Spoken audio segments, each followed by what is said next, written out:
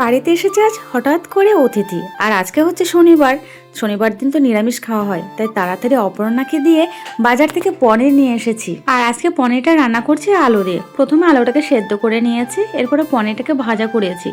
অন্য দিন তো পনিরটাকে টুকরো টুকরো করে ভাজা হয়, আর আজকের পনিরটা কিন্তু গোটাই ভাজা করে টুকরো করে নিয়েছি। এতে কিন্তু পনির একদম ভাঙেনি। যাই হোক, পনিরটা ভেজে টুকরো করে নিয়েছি। এদিকে আলুটাকে মশলা দিয়ে কষিয়ে নিয়েছি।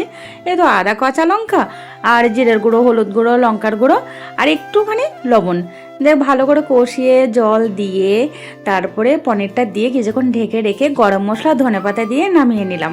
হয়ে গেছে দিকে পনিরের তরকারিটা। আর এখন রান্না করব বেগুনি। তো কয়েকটা বেগুন কেটে নিয়েছি, বেগুনগুলোকে এখন ভেজে নেব বেসন দিয়ে। রান্নাবান্নার দিকে আমার কমপ্লিট হয়ে গেছে। আর কে এসেছে বলো তো? ওই যে আমি যে বাড়িতে ভাড়া থাকি ওই বাড়িরই দিদিভাই এসেছে, তার মেয়েকে নিয়ে মুম্বাই থেকে। तुम मेरी बहन नहीं तो मैं मम्मी नाम बोलूंगा तुम्हें।